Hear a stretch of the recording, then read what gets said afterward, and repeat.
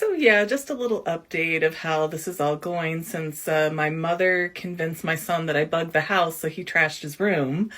I was really, really tempted to send her pictures of his room and yell at her and my dad in a group text and be like, "This is the stuff you do. I'm done. I'm done." And I didn't. I didn't send anything, and I didn't say anything.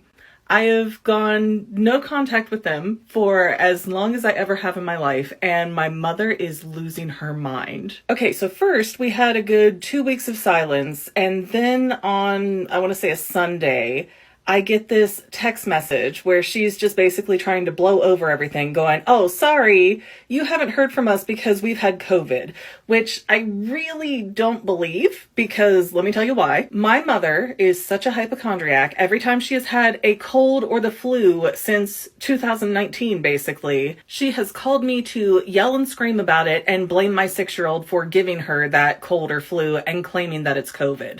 So for her to be sick and not say anything, yeah, I don't believe that for a second. Then she called me and I didn't answer the phone. So the day after that, she sends me another text going, "Oh, we're sorry. We love you. We're so happy that you have Steven. I don't know where all this is coming from." You know, just really shallow backpedaling without taking any kind of accountability for what she did, or even admitting that she had told my son that I bugged the house to spy on him, or just not accepting her crazy at all, just trying to do a blanket apology with no real accountability.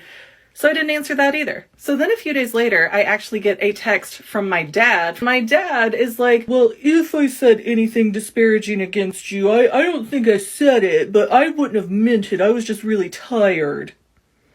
Nope, we're not going to gaslight me into thinking this is an if situation. I heard what you said. You're caught. You got to take accountability for it if you want it to get better. So didn't respond to that. And then a few more days pass and I get another text from just my mother going, "Do you need any money? Do you need help with like groceries or gas or anything? Do you want some money?"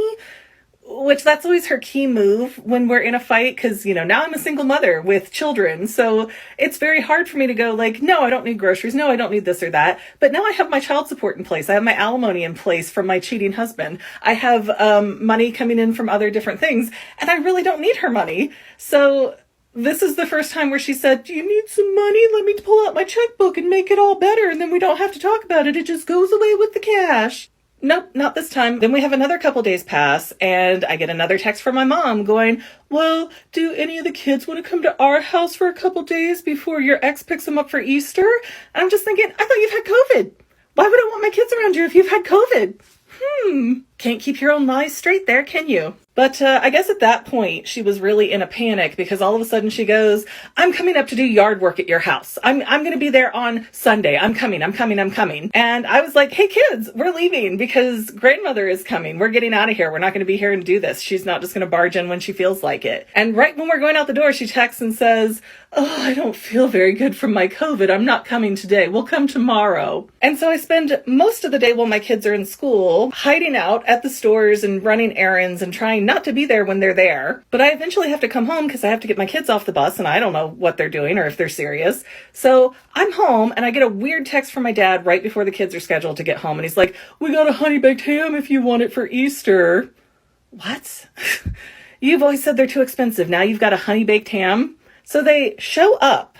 They sit outside in their van. They do not come to the house, do not ring the door, anything. And again, I have not answered at this point at all to anything. My son pulls up in his car after school. They hand him the ham, get in their van, drive around to the back garage where the big riding lawnmower is, let themselves in and badly mow the lawn and leave almost as quickly as possible. Don't say a word to me. Don't come in the house or anything. And it's just like, fine, that's kind of perfect, whatever. But then on Saturday, and this was a Monday, Saturday, not even a week later, like 5 days later at this point, I am here. My boyfriend is here for the weekend. We've just gotten some, crazy news that we're trying to deal with. And all of a sudden I've got both of my older kids telling me, "Hey, Nana's coming to mow the lawn again, and she wants to know what you guys want picked up from a Chinese place." Like, what? Why is she coming? She was just here. I don't know. She says you won't text her back, so she's just showing up. Like, and the glorious part was that my boyfriend and I left because, we're having this big serious discussion. We do not want to deal with her and her crap. So we leave for like 4 hours with the older kids there, the younger one's off with his dad. And we come back 4 hours later. My parents are still there for a lawn that takes at most 2 hours to cut. And after a few minutes of us being inside, my oldest comes over and he's like, Nana's on the porch. She needs to talk to you both right now. I'm like, oh God. My boyfriend's like, come on. We gotta just get it over with, see what she wants. And she's like, are you just never gonna speak to me again? And I did not say a word to her the whole time. I just stood there shaking my head the whole time, not making eye contact. And she's like, oh, Stephen, if you could help do yard work, I'll pay you $25 an hour, which is funny because she made that same offer to my ex-husband and then she wouldn't pay him. So he stopped doing it. And then she got mad that he stopped doing it. So it's just funny.